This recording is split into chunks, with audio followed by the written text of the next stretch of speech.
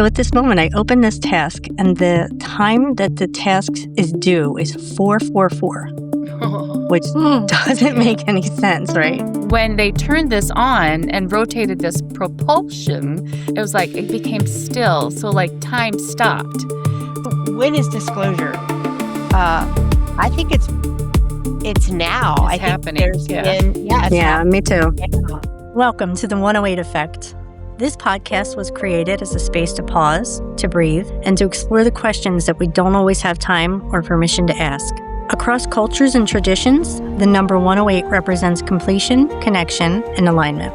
It reminds us that there is a rhythm to life, something both practical and mysterious, that links who we are with something greater. Here, we gather to talk openly about consciousness, intuition, life, death, and the moments that quietly change us. Through honest conversation and shared experience, we explore what it means to trust ourselves, to listen inward, and to live with greater awareness. If you've ever felt a pull towards something deeper, or wondered if there's more to this human experience than what we see on the surface, you're in the right place. So take a deep breath, settle in, and join us as we begin this journey together. This is the 108 Effect.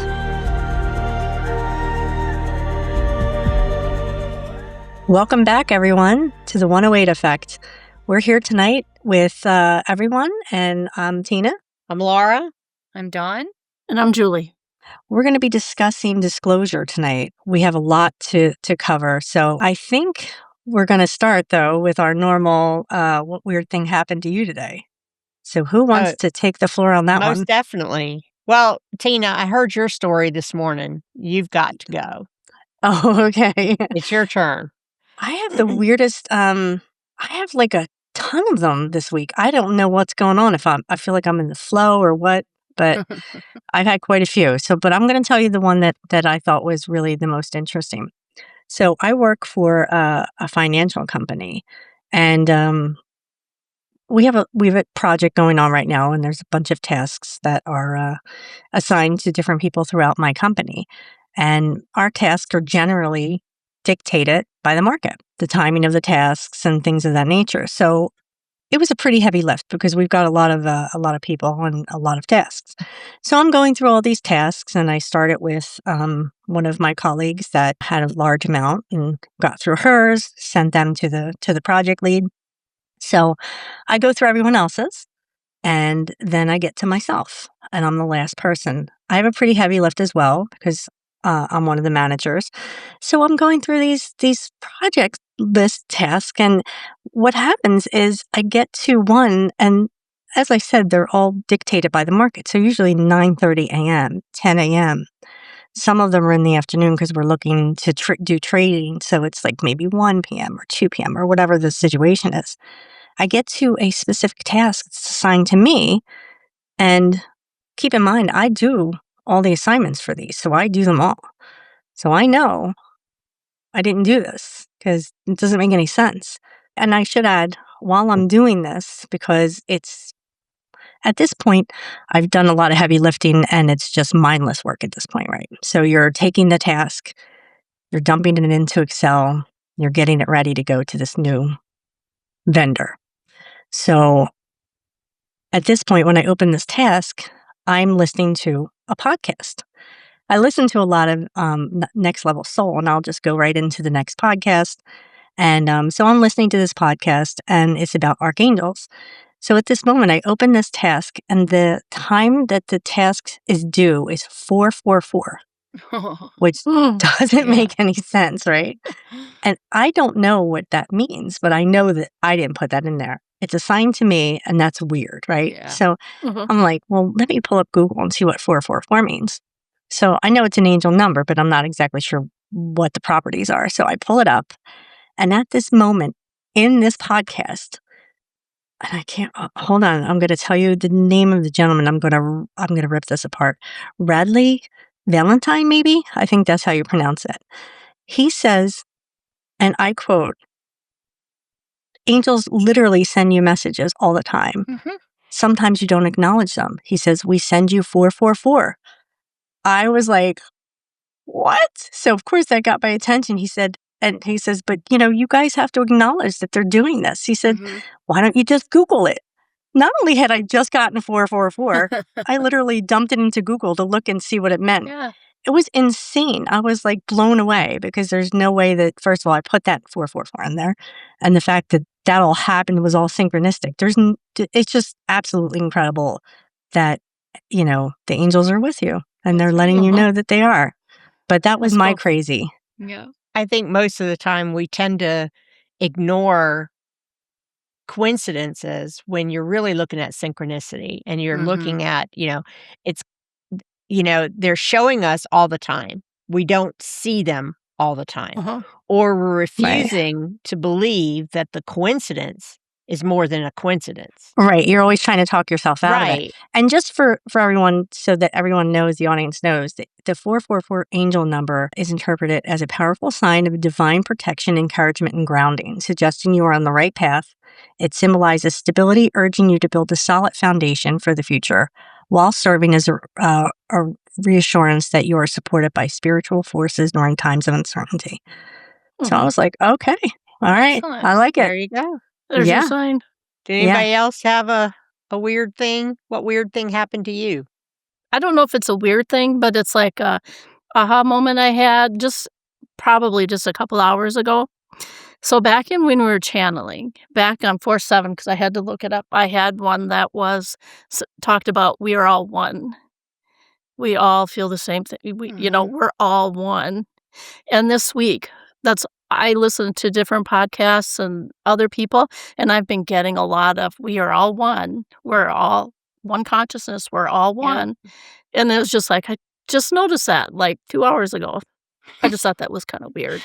I am going to read you something that I wrote down. I wrote myself the question, because we're going to be talking about disclosure.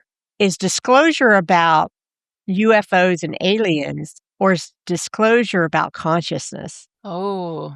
Yeah. That's good. I had written that down. Yeah. And the reason is because there's a lot of woo-woo around the whole alien, UAP, UFO, the whole thing.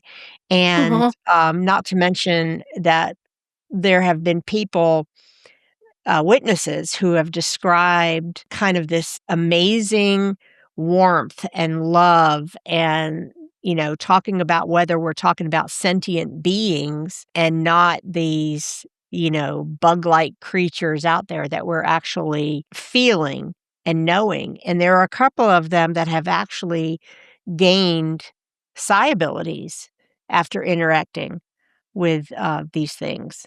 So that, you want to talk about synchronicity and coincidence. Yeah, I had no intention at all, because I know we're talking about a bunch of different things that are in the news, particularly about disclosure. But this just hit me because there is a lot of like, what are we dealing with here? And nobody is really sure, Right. or is willing to tell us yet. Yeah, that's really fascinating to think about it that way. I think it's all in one, right? It can't be one without the other. Right. Because, yeah. How many times have we all channeled? And then when we read each other's channels, we're all on the same page. Right. That's happened several times. I'm looking at my notes. Now, my assignment for the viewers, we were all kind of gave ourselves homework so that we can discuss what's going on as far as disclosure of UAPs, aliens, whatever is out there, and how it's currently being handled. I want to preface this by saying we are not experts. Right. We are girls sitting around going, what? What is happening? What's going on? And sharing a little bit about what we've learned.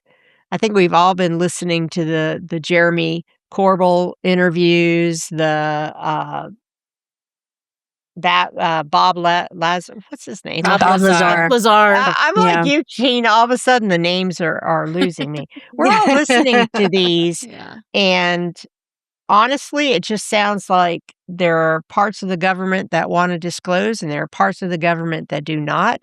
We're being promised year to year. We keep hearing different times to expect that. Some said, oh, we're definitely going to know in 2026. We've got others that are saying 2027. There's discussion. Are we talking soft disclosure? Is it already happening and we don't know it? So let's talk about let's start with Tina. What was your homework? Oh, my homework was was the Disclosure Foundation, which Oh, is absolutely Mhm. fascinating, and we've been following them for a while. So basically, what the foundation is, it's a nonpartisan nonprofit advanced UAP transparency foundation that is trying to gather everyone together, scientists, government, and they're trying to move this forward because we need to do that. And I know Christopher Mellon is pretty high up in there. He pretty much runs it. He's former DOD. Because they're talking a lot about technology and they're admitting to the technology that they don't know what it is and that they're not wanting to say yet that there's something behind the technology. But obviously, if there's technology in our airspace that we're concerned about that is far more advanced than any human can make at this point, then obviously somebody else is making this technology that is not a human being. So it's almost like a self-disclosure. But I think with the Disclosure Foundation, they're almost to the point, to me, it seems like, because we're getting these emails all the time, that they are moving from the fact that we're going to get disclosure at some point.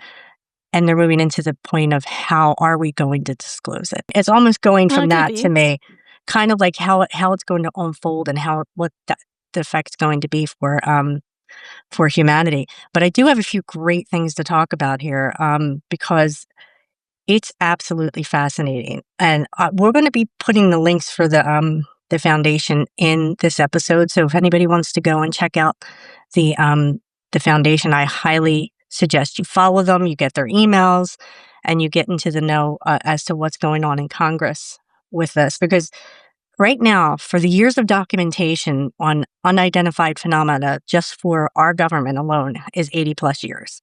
So Mhm. there's a lot of data there that we can't get our yeah. hands on yet because they're not letting us. Let's see what everybody else's homework is because I'm pretty sure there'll be a lot of interjection. That there will be some discussion, something that you bring up, Tina, that Dawn's like, "Oh my God, that was what was in my homework or whatever." Mhm. So, Julie, Mhm. Okay. what was your homework? Oh, the missing scientists. Some of them are questionable, but I mean, there is like in one area in southwest of the United States, there are like 4 people that are kind of close to one another that are missing. Then that was from May of last year to August, and now McCaslin from February joins them, but they all kind of are connected. They have connections, like through where they worked or what they're working on. Well, tell our viewers a little bit more about how they're connected. Did they all work for, um, uh, like NASA? Were they all involved in the early disclosure, and then they're disappearing? What's the common denominator? Last names are Garcia, Reza, Chavez, and Cassius. So Garcia, he was a government contractor for the National Nuclear Security Administration in Kansas City. He was a property custodian, but he was controlled and tracked government property there. He also made non-nuclear products there. Cassius, she was an administrative worker at Los Alamos National Laboratory. She just went missing. She walked away, but they left their belongings and then just walked away, and nobody could find them. Monica Reza, she was a director for materials processing at NASA's Jet Propulsion Laboratory. She was an aerospace engineer. She was hiking with a friend, and she's very small, 100 pounds, I guess. And they were hiking, and there was space in between them because people walk at different speeds when they're hiking. And so the person turned around and looked, she was there. She waved. A couple minutes later, turned around and looked, she was gone. And they can't find her. Anthony Chavez, he was a former retired employee at Los Alamos National Laboratory, and he also just left on foot, left his house, his wallet, his keys, his cigarettes, and his car was locked in the driveway and was just gone. It's incredible because what I find interesting about them, they're all connected some way, somehow Yes. Mhm. into UAPs, UFOs, anything connected to the phenomena, Mhm. right? And yes, and now General McCaskill, he, long time ago, back in the Roswell days, he was in charge of a laboratory at Wright-Patterson. So when Roswell happened, the stuff got shipped there to his laboratory. Interesting. So do you think that these people may have hinted that they wanted to get this information out? Like this could be why they are disappearing? I haven't heard that. The only one that I heard that from was that Amy Eskridge, who they brought in later.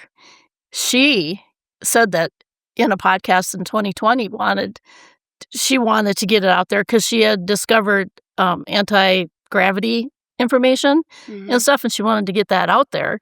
But then she also knew she was being followed and she was being physically and psychologically threatened. Wow. Yeah, there's a lot of You her know? text messages Mhm. and things like that to support that she was afraid, even to the point where she was saying things like, if I commit suicide, I didn't investigate Right. this. I am not suicidal. I am fine, blah, blah, Yes. blah. So let's move on to Dawn real quick and we'll come back to all of this. Dawn, what was your homework? Mine was the documentary on Bob Lazar put out called S4, the location there at Area 51. Sorry, I kind of I lost. want so bad to see that. I haven't seen it yet. Let me tell you something. It is good. It is really good. And, whether you're on the fence of believing him or not believing him, it's a good documentary. Mhm. He basically went to work. He got hired through EG&G to basically his job would be which he didn't know his job at the time, but would be back engineering, alien Mhm. spacraft. Right.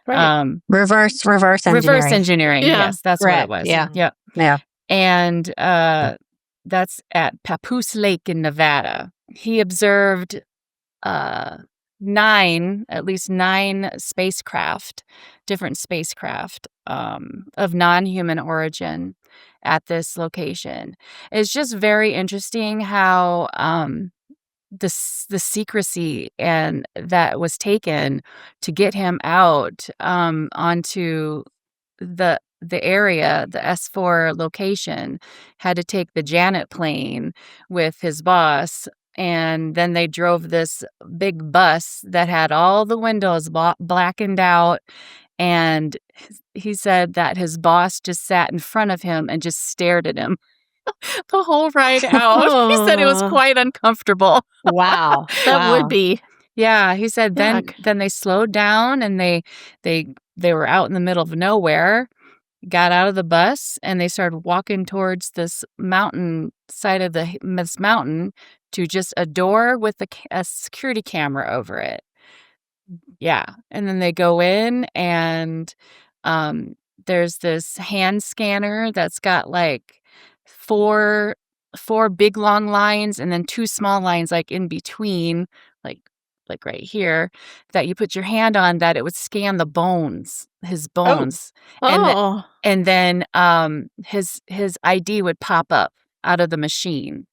And basically his clearance was only for the S4 location. And he was still pretty much unclear because they hadn't, I don't want to give away the whole thing, but it's out there. But he walked him down this long corridor, didn't really still know what was happening because it wasn't given a lot of information. And he goes in and meets this other guy that he's working with. I believe his name is, oh my gosh, I think his name was Mike. Don't quote me. I have to relook that up. I think his name was Mike. We'll call him Mike for now. But he was very excited to see Bob, to show him everything, basically. And once he started showing him this propulsion thing, he pretty much knew what he was there for, he said. He walked in, he was told, just look straight ahead, and he walked right past this spaceship that he labeled the sports model because it was super sleek, super sleek, I guess, like a sports car, dark and whatnot. But very interesting. And he was replacing someone who was actually killed while trying to find out how these different pieces work. My homework was the documentary Age of Disclosure. It can be watched on Netflix and I think a couple other streaming places. And it was hosted by Lou Elizondo, who was a DOD employee, and he worked for a secret group of others in the Department of Defense that were studying and looking for patterns and that kind of thing within the UAP field. We're all a little older to keep calling it UAP instead of UFO Right. is can be a little Although, a little off. It's basically the same thing. They did change it because there were so many things that were being seen and studied that are underwater or interdimensional even and everything. So, and as far as just a little gist of what Age of Disclosure is about, it introduces some pretty credible people. You know, these are they range from rear admirals in the Navy to people from different government agencies and even actual congressmen and women who are in Congress now. So it's one of those that, you know, you're not just hearing from some hillbilly on a hill saying, I saw a UFO. You're actually hearing from people who have credibility. You're hearing more and more from military people who have witnessed actual weird phenomenon that has made them pause about what is going on. Are they here? Are they coming? You know, what is it? So I have a question for all of you. Do you think that the main part of disclosure at this point is centered around the advanced technology? I think that's how they're packaging it right now, but I don't think that's obviously the main goal. I think there are other species besides humans, and they know it. I don't think they all know it. But I do think there are some high-ranking officials that do know, and maybe even possibly have met some of them, some of the scientists.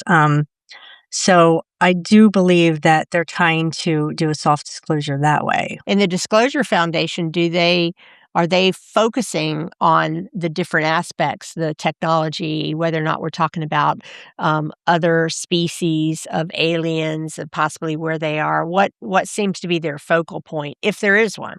I think it's more focused towards the technology and what's in our skies. They're trying to focus on it, I think, because that's the way to push it forward in the government, to make it seem like it. And I don't want to say make it seem like it's a national security issue, because some people do think it is. I don't think it is. I know that they're trying to take the angle of keeping our skies safe for all of our, our flights, our, regular flights for our regular everyday people. But I think that's the way they're going to move it forward, because they're trying to say that they don't want to have any kind of a crash in the skies. But reality is, if these UAPs are getting close to these pilots and these pilots are nervous, and so many pilots have said that they've seen them, I would imagine there would have been a crash already. I don't think they're getting close enough to cause any harm. But from our pilot's perspective, I mean, they're trying to keep our people safe, and they're probably are scared, because we have our own protocol for the planes that we fly. You know what I mean? And they have a mission. They can't get distracted just in commercial airlines alone. And I know in military planes as well that they have, they go radio silent, which is a term for they do not talk in the cockpit. And, all of a sudden, they have to keep it businesslike. They have to stay focused on what they're doing. And all of a sudden, some weird shaped thing is flying alongside of you, and you're like, can we talk? And it goes beyond that, because when the plane lands, they have to ask themselves that again. Should I talk? Should I share it? Right. And I think one of the good things that has happened in the last few years has been the ability to share these type of things without being ridiculed or judged. And Right. one of the things in Age of Disclosure is the three. I think you all know these three: David Fravor, Ryan Graves, and David Grusch. They came in front of Congress. And their main goal, well, they had two main goals: to talk about the misappropriation of funds, and that got their attention. And once they got that, they were able to say, we want to protect the whistleblowers. We want these whistleblowers, when they come out and they say this is happening, we want them protected. And even Grusch alone said, I personally know where there have been threats and even deaths of people that wanted to share that information. And that brings us back to Julie, with what she's finding out. Because honestly, if she had this assignment 4 weeks ago, she wouldn't find any information. It was just chatter in social media. You wouldn't find any of this. And so why was this being hidden? And Julie, am I right? It goes back to like before 2020 that these started to go missing. Am I right? Or is it 2023? 2023, but I think it was 2022. 2022. Yeah. Yeah. But Amy to have Eskridge, this I think, was that one. this pattern of scientists missing, and we're just now hearing it in mainstream media. Well, yeah. I mean, that's part of the problem, right? Yeah. They're not being honest about things. And that can be a security thing too. I mean, because you do have those people that worked in the area that did work. They did have connections and stuff, and they did work on very important stuff. And it's like, you don't know. But it's just like nobody's talking about it. It makes me think, okay, does the government think that the public can't handle it? Or is there literally something That's an excuse. that, I agree. But is there literally something that they know that we don't know that is that frightening that they need to keep it secret or to threaten people and or kidnap them, to keep this from coming out? In Age of Disclosure and in Lou Elizondo's book, Eminent, he talks about that there are people in the higher ups. They call them the alphabet agencies, FBI, CIA, et cetera, that they all hold different kind of information and they don't want to share it with each other. Right. So there's a lot of people that you think would know who actually don't.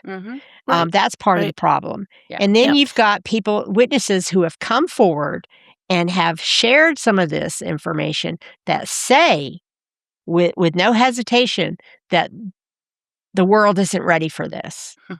Yeah. And, you got to go, like, I mean, who made you God? Yeah. Like, why are you deciding what we can and cannot know? Right. Now add in all those black projects that are out there that nobody knows, that the president can't even know about because he doesn't have. Well, even the president just announced that that disclosure is coming. He's going to unlock everything. But there are certain things that he can't make them say or not say or whatever for security reasons. That goes back to the technology, because we all remember when the drones were flying all over the place. They were showing up in Denmark. They were showing up in Manchester, England. They were showing up in New Jersey. They were showing up in Colombia, other places in the U.S. They showed up over Germany, and they were all showed up by airports or by military bases. Yet nobody knew what they were. Nobody would talk about them. The news was that they were making noise they were calling the president saying, what are these? People are afraid. Tell us what they are. And if you remember, the president says, oh, I'm going to find out. And then he says, oh, we don't know what they are. Well, that's not making me feel safe. That's bullshit. No, it doesn't. It is bullshit. Right. 100%. Now, 100%. if it was other countries snooping around our Air Force bases, we would have shot them down, right? Right. Mhm. 100%. If they were let's say Lockheed Martin had a brand new craft that was flying around and they were testing to use for future military defense, I can see hiding that. However, most of those things occur in the desert where there's hardly anybody there. There are other places over the ocean. There are other places to use these type of vehicles to study and watch how they perform and that kind of thing.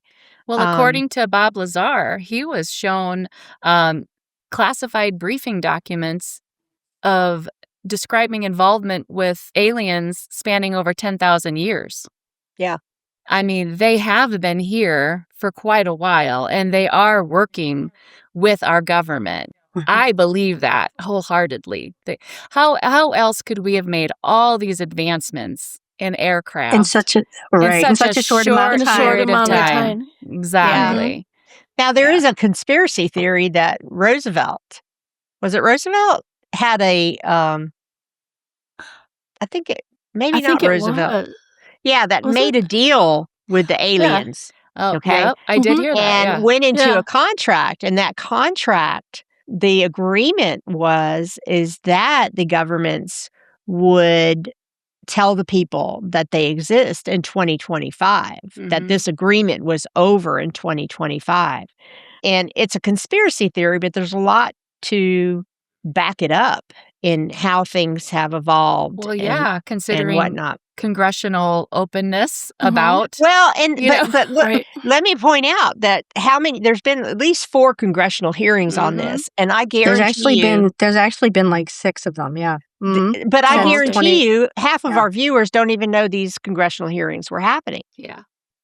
They'll have one, and then there's nothing in the news. Nothing. Yeah. And all the more reason to sign up for the Disclosure Foundation. Right. So that you get in the know. Right. They'll keep you. Yeah.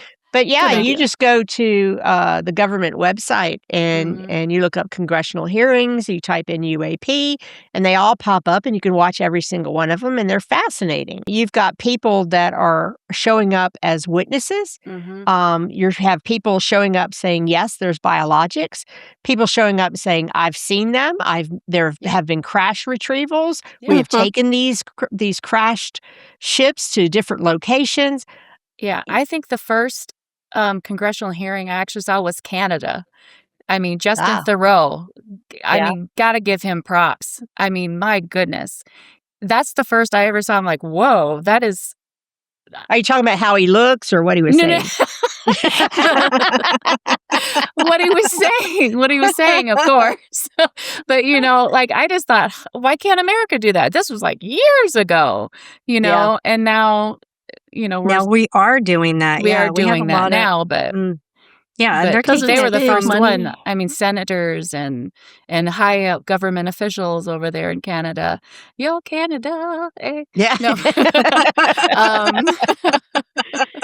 Well, what was as far as in Bob Lazar's documentary, what was the most surprising thing that you learned from the documentary? I had quite a few reactions. It was basically when they were talking about that propulsion system where they had to turn it, and it fascinated me more than shock, but it fascinated me that when this thing was turned on, it was like how we try to put magnets together. They press apart, but they said they pushed so hard that even the base wouldn't move. But on something normal, like a battery, that would fly across the table. When they turn it off, then you could move everything. You could touch everything. But also when they turn it on, it created this negative space, like a black circle, in front of it. So it was dealing with time and how... Was this something that had been reverse engineered or something they found at a crash retrieval? Exactly. Oh, yes. I'm sorry. This is something that came out of a spacecraft. This was part of their propulsion. Propulsion. Thank you. I haven't even had any words are hard tonight. Sometimes. Woo! We got you. Thank you. It was part of that system, and they were learning about it. and how like the spacecrafts take off and how they can basically, when they turned this on and rotated this propulsion thing, the candle, and you know how a candle will like flicker and move back. Yeah. It was like a portrait. It was like it became still, so like time stopped. So that's what was very fascinating with me. Not only are they trying to figure out how they are moving and how the spacecraft, navigate, but it's also dealing with time and a little bit time travel, and can it affect time, so to speak. So that was very interesting to me. And seeing his description of the spacecraft that were there, I know basically I'm like, oh, when I saw like his description, I'm like, God, that's the color of the spacecraft I saw. It was dark and shit that whatnot. One looked like a top hat, and one looked like a bundt cake pan. I just thought that was interesting. And this element that they found, element 115, was nowhere. It was nowhere on the Earth. No one knew about it. Basically, this little triangle-shaped copper-looking material is what charged and made the spacecraft be able to run, and they could do it last for like 25, 30 years, apparently, according to their information. They did try to replicate that. I believe it's called Moscovium, but it literally was very wildly unstable, and it only lasted milliseconds. Wow. And then it disintegrated. To me, that was interesting. And then the aspect that, I thought he was very brave, in the fact that he did sign a confidentiality agreement, and I'm all about keeping secrets when they're supposed to be kept. But he had to go with how he felt, internally. This isn't just for government officials to know, like everyone, not just America. Everyone in the world needs to know what is happening here and just what he went through because he feared for his life. And that is a big part of the reason why he came out and did his interview with George Knapp. And to me, that was the most interesting, other than just watching him talk about what he experienced and what he saw. I agree with you. I saw that too. And I thought that him telling his story and coming forward was very, very brave. Yeah. And Yes. and we're very lucky that he did, because he's the reason Mhm. we know about Area 51. Yeah. Yeah. Yeah. Mhm. He was lucky If it wasn't for he's still him, around. right. And the only reason he is because he took that shot and he did the interview, so that he went public, and they couldn't do anything at that time without drawing attention to it, Mm-hmm. because Yeah. he was the only one. It would have just Yeah. solidified it, Yep. know. But they threatened him, and they Oh, yeah. they tortured that guy for a long Mhm. time. So Yeah. Yes, they did. mhm. Even a lot of the Mhm. witnesses now that are coming forward, and a great example of that is David Grusch in his first Yes. Congressional appearance, where he would often say, "I can't speak to that now, but I'm happy to speak to you in a skiff with the Yep. answers that you're looking for." So there's still a lot of weight on them to withhold Mm-hmm. Mhm. some of the information that they know. There was another one, Jake Barber, who was only able to tell a little bit, but the little bit that he told was enough to say, yes, there are crash retrievals. Yes, Mm-hmm. I think they're sentient beings, and so on. But what do you think about the recent voices that are coming out that all come out from Congress? You've got Luna, you've got Burchett. He's the one who's like, come on, Uh-huh. tell everybody, he's ready. Yeah. No.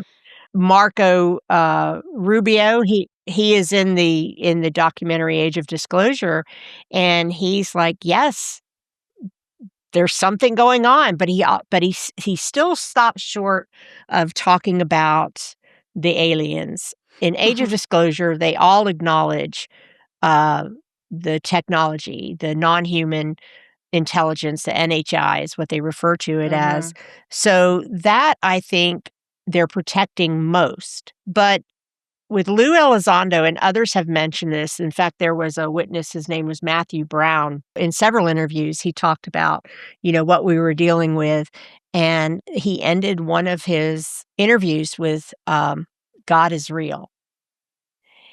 And you're like, you can't leave now. You go, what are you talking about? And that opened up a whole different thing. And Lou Elizondo mentions in his book and in Age of Disclosure that there are people in these alphabet agencies who believe that we're talking about demons. Yeah. So how does one separate the whole demon aspect versus the advanced technology? That's crazy because Yeah. Vice President Vance is saying, "Oh, they're demons," Yeah. but nobody else is. Well, So I don't But get that. within the agency, in a few books that I've read, there've been statements to the effect that part of the lack of disclosure is because there is a group of people in high places that believe these are demons. Mhm. Or is that just the excuse so that they don't say anything?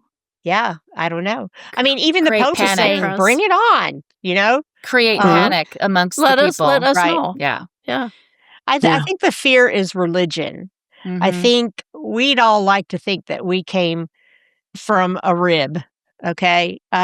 We all like to think that we're the only ones here, but the Bible I read said, God created the universe.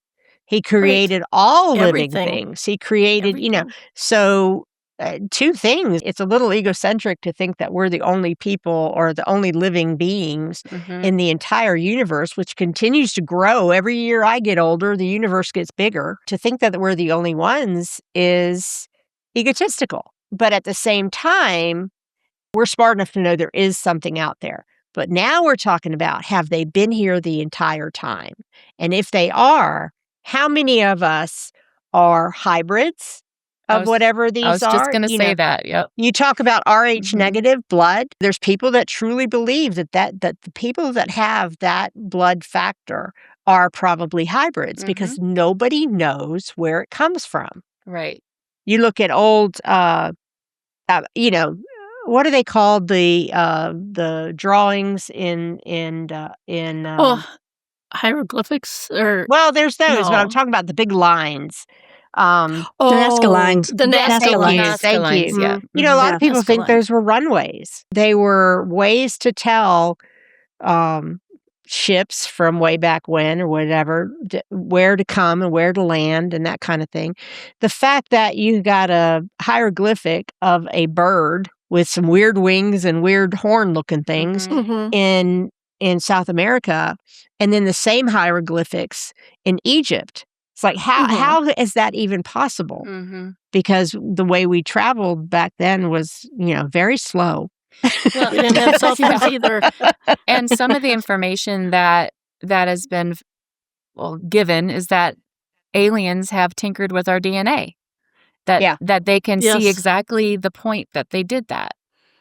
So Right. Mhm. Because there's a delineation between what we were and what we've become. yes. And they don't have any Mhm. connection for the two. Yeah, I've Was heard that you and quite a I that bit. were talking that if they It might wouldn't have have been. tinkered with us, that we'd be all like Bigfoot? Yeah, we would be Bigfoot. That's what they say. Yeah. Yeah, Or we'd all be blue, Right. Yeah. Yeah. Yeah. With Um, silver it's hair and blue eyes. supposedly the Anunnaki are the people or the race that came to Earth and yeah.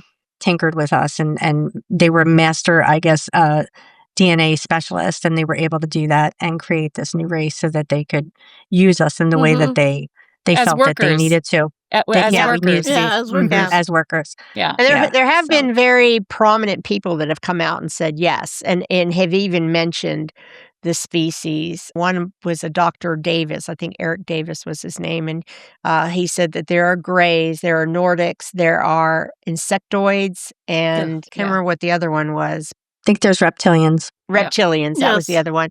Yeah. That he had worked with witnesses that had different kinds of disorders and diseases and weird things happening who have been in contact with these species. And we should talk about the energy shift that these beings can bring in when they do come to see people, because a lot of times there's people like us, or I would feel safe to say the four of us feel comfortable with the fact that there are non-human entities out there, and that someday Right. we'll get to interact with them and meet them, hopefully. But I think there's a lot of people that don't feel the same way. They're afraid. And Right. some of them have Yeah. had their own personal experiences.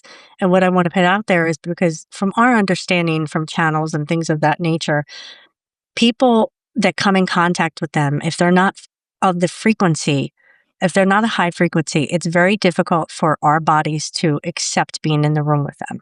So it is frightening to us because we can't react well enough. Our bodies can't react. And what happens is we go into fight or flight mode, and then we react in the way that, maybe there's an intruder on the house or something along those lines. So that's why people are so afraid of them. It's not necessarily that they are scary or they mean us any harm. It's just that our frequencies don't match yet. And in time, as the human collective rises and the frequency starts to rise as well for all of us, we'll be able to be in the room with them a little more and not feel that fear that we do right now. That's just my understanding of it. Well, from somebody who hasn't been visited that I know of. Yeah. And what's interesting is I'm one of the ones that I've been told I was abducted. And there's a lot of evidence that I was, but I have no memory of it. And that's interesting. Mhm. But I do want to bring up these people. Now we're talking 80 years of this interest that we're aware of, the last 80 years of interest in UFOs and aliens and that kind of thing. And early on, if you were an abductee, the stories weren't fun. You were being probed and analyzed and taken from your bedroom. Some people were being visited multiple times. And then we went through the whole period of animal mutilations. Well, I don't want that person showing up at my door that just cut off a cow's head. That's not, I don't have food in my house for that. But over time, what has happened is you're hearing less and less of that, and you're hearing more about personal experiences with these things that are more sentient, that are more warming, and it's almost like, okay, we figured you out. Now we want to show you who we are. That's how I feel about it. And a favor, Or I was going to say, was it really them that were doing those things? Good point. Yeah, just like with the scientists, like we know they're missing. Do we know what happened? Could somebody have come and taken them for their own safety? Could they be in a witness protection program? We don't know. We don't know. We don't know the whole thing because there's so much misinformation because they want to control the narrative. Well, I know that the best way to do that is to scare us. Fear. Best way to do it. I know that as an adult, when I have been these have visited me, I had a completely different reaction than when I was 10. It was a lot of times I was very upset over something happening in my life, and they would come in, and it was extremely calming. I was shocked, but it was extremely calming. I immediately calmed down, and we just stared at each other. The dogs were staring at it too. And, and then it just dissipated and shot off, and the dogs ran after him, and I went, okay. Well, I do want to point out though, Dawn, that you have a very high frequency. Oh, well, thank you. Just we can all agree that. Yeah, you're like one of those people that you see in a room and that you're just like drawn to immediately because your frequency is so high. Yeah. Not Dawn, everybody's why don't you tell the viewers what exactly you saw? What did it look like? How did you feel when you saw it? The ones that I just spoke of, they look very sparkly, like glittery, and the most iridescent diamond that you could ever find. And mind you, I was sitting in the dark most of the time, watching TV, just darkness. And all of a sudden, this thing comes to form and in a vision, and it wasn't like a white or a gray that I, like the gray that I saw when I was 10. It wasn't like the one we saw at your house, Laura. Yeah. This was different. This was like, it wasn't. Don't tell anybody. People will show up. right? Well, they don't know where you live, and I'm not telling. So, but this was like, it came into formation in the sparkly looking way, and not fully all the way, but to tell me that they're there. Basically, I felt very comforted, and I don't know how to tell you. It's just sparkly. I don't, You know, in Christopher Bledsoe's book, UFO of God, he does talk about when he started seeing the beings. You know, he would just see a orb.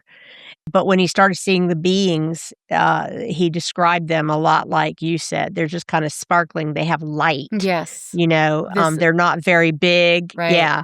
And that there was a calming oh, yeah. Effect about them. Yeah. Yeah. And that was a different feeling than the one at your house. And I think the ones that showed up like that for me are different than like the one I caught in the family photo. You know? Yep. You know, so I just So would you say that was more like of an interdimensional being, or are they all? Are they? I mean, I have this vision that there's physical beings like us, and there's the interdimensional beings. That I think there's probably both. Yeah, for sure. Me too. For sure. There is, you know, you had mentioned in Bob Lazar's documentary, I think you called it the propulsion thing. You guys, I am smart. I am smart, okay? But in Age of Disclosure, as well as in the book Eminent, they talk about, they've had some scientists reverse engineering. Yes. And what they learned is that most of the UAPs are encased in either a square or a circular, almost like force field. Yes. And what they were able to determine is that, you know, they go so fast that no human could survive how fast these things are flying. Right. But they were able to determine that the time inside this force field was a lot slower than what we were seeing or we are seeing when they fly by. When you see any of these just go woof, that there is a time shift within their force field versus outside. So they can move at incredible speeds. They can look like they have no propulsion. They just will take off or switch in a different direction, and it's so fast that no human could survive. Apparently they fall. The system is formed so they fall towards their destination. I don't know how to explain it, but that is what it says in the documentaries, that they fall towards it. Yeah. Well, that's why it's so important for the data centers to be, to get up and running, because we have 2 states now that are starting to take the lead on this, and New Jersey has already passed the bill. So we have, and that's my home state. So it's $2.5 million has been appropriated annually for a new UAP research center. So a lot of the universities in New Jersey are going to have to start to, put in their applications and prove that they can support this. I think they'll work in conjunction with the federal government. I was excited to hear about that. Yeah. Me too. Really exciting. I'm really excited. The states are starting to step up, and I think that's important, because eventually you'd like to see it all across the states, you know what I mean? And you'd like to see them share the information, collect the data. But New Jersey definitely already did it. That was signed into law on January 12th, and Connecticut's next up. So they're trying to get it on there as well. But let me see if there's I want to tell you guys about a couple other things, because this is just absolutely incredible to me that we're having all of this coming to fruition. But there's a disclosure forum in 2026 that's going to be happening in June in Washington. And this is going to be, as the public attention is growing, this forum is just intended to gather scientists and to gather legislature to try to have these conversations and normalize the conversations and have these people come together. So that's going to be happening on June 25th on Capitol Hill. And they do have Senator Mike Rounds who's going to be speaking there. So that also gives them a lot of credibility. It's not just for, it's not a fringe topic anymore. People are coming together and they're starting to take this seriously. So that's been great. He was the one who was heavily involved in the UAP transparency, and he co-introduced some legislation with Schumer. So that was, so that's pretty good. But there's another event that's a public engagement event by Leslie Kean. And if you don't know who she is a journalist who has been at the forefront of the UAPs for a very long time. And she's going to be doing like an investigative journalist, public-facing event so that everybody can come and have this conversation with her. The thing is that the Disclosure Foundation is sponsoring this event. So they're behind her and having these little talks. I think what they're going to start to do is try to branch out and have these talks all over the United States. Nice. So that people can nice. start to come together. It just feels like it's a transition point. You know what I mean? It's from curiosity to people taking it seriously. And we're all trying to have these conversations to get this information out into the open. I think it's really important. It's more like, how do we handle it now that it's here? You know? Right. More so than trying to say that it is here. It's just, how do we move forward? Right. Right. Yeah. Yes. Well, speaking of taking things serious, Julie, how is an investigation taking place for these missing scientists? Because it's too much of a coincidence that they're all kind of tied in somehow in this. Is there anybody investigating it? What is going on with this? Yes, I think the FBI is on that. I think President Trump is having the FBI look on it, and they are investigating it. How confident are you in that statement? Yeah. It is a government. Right. It is a government. They may come back with something to give us something. They may come back with the truth. They may come back with a story or an excuse or what. The only ones that would be hurting these people are our own government. Right. Honestly. Right. Or it could be other governments, enemy governments. Like, have they discovered something that will save everybody money or that will heal everybody, and they don't want that out because, God forbid, we might, bankrupt. All this knowledge about all this stuff is power and money. It's money, power and money, and people don't want to give it up. And even that Amy Eskridge. They say that she committed suicide, but she had all that stuff going on, and it really makes you think. It makes you double think on that. Who do you trust most when it comes to, are we talking about the Bob Lazars? Are we talking about the pilots who who bear witness? Who is your go-to for this information? For that, I like the pilots. Yeah. All the pilots. Fravor, all the old ones, because Fravor has been talking about it for years. Yes. And it really hasn't changed. I like Grusch too. I like George Knapp. I love George Knapp. He's amazing. I love him. And he's been on that for a long time. Yep. Yeah. And who's the guy that he does stuff with? Jeremy Corbell. Jeremy Corbell. Yeah. I like listening to them. Those are my two. Christopher Mellon, Lou Elizondo. Lou Elizondo, yep. Lou's been through the ringer. I think Lou, yes, he has.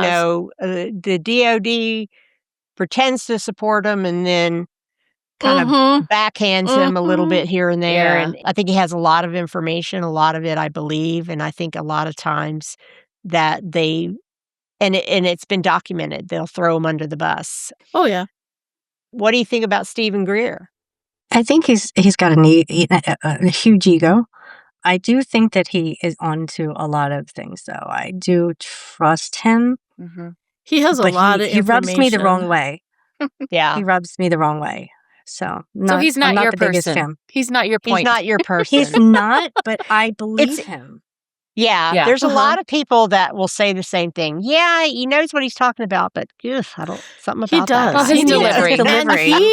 His delivery, and Yeah. But it doesn't discount his knowledge, and the facts. And he's talked to Congress a lot. He's had meetings with the president, and not just the current one, to let them know what is all going on and stuff. And he's been very involved, and that involvement, you can't discount that knowledge comes with it. And the fact that he's been doing it for so long. Yeah. He's stayed steady. Yeah. It's not like he's Yeah. jumping on, jumping off, you know. Yeah, the same thing with George No. Knapp. Yeah. You know, Yeah. he didn't start out just like, let's only talk about aliens and stuff like that. You know, he was a newscaster that kind of fell on a story at Area 51, and that's been his no, I wouldn't say obsession. I think his mission is to find out what the hell is going on and kind of push for disclosure. And I think that's what all of them are doing. Yeah. But you know, it comes down to, you know, everybody's like, when is disclosure? I think it's now. It's I think happening. there's been it's Yeah, happening me too. now. Yeah, they're just dripping it in based on, you know, the fact that it's going to take us some time to get used to the fact that we're not alone. They're dripping it in. That's it. Right. But it is happening right now. All the congressional hearings that we're seeing, the conversations that are being had, the Disclosure Foundation, the documentaries, high government officials from all over the world, not just ours, saying that these things are real. And these people, and all of like the four of us, all these people that we've been talking about, you risk like your reputation. They have nothing to gain. We have nothing to gain from talking about this. Bob Lazar has maintained his same account for over 35 years. And I thought it was fascinating in his new documentary that they could look back and see the old footage of him talking about the same detail. Yeah. You know, when he was a young man. And I really do believe him. I believe him 100% because his life has been turned upside down by this. And he's definitely not gained anything from it. You know, a lot of people that say that these things are real don't go out and try to make bucks. They're not trying to sell things. They're not trying to make money off of it. So why would they lie? Right. And that's, you know, I'm always fascinated. But the government had the narrative so set that people just thought that anybody that saw anything or talked about this was crazy. And that's not true. The Freedom of waking up. Information Act opened up a lot of doors to people that were looking back at Roswell. And I think one of the most fascinating things about Roswell, and it's in the government files, is that there was a cover-up by the government. Yeah. Absolutely a cover-up. But why and of what? And, you know, it just sparks all these questions. I think we're ready for it. I think most people are like, oh yeah, sure, they live here. They're more kind of nonchalant about it. You know, it's like, yeah, aliens exist.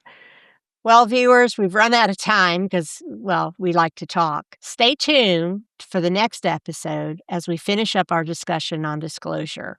In the meantime, check us out on YouTube, Spotify, the internet. Just Google the 108 Effect to find us. Until next time.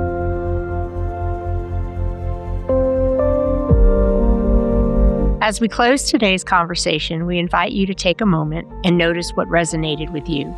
Maybe it was a thought, a feeling, or a quiet knowing that surfaced as you listened. Whatever it was, trust that it arrived for a reason. The 108 Effect is about remembering that awareness begins within, that clarity doesn't always come from searching outward, but from learning to listen inward.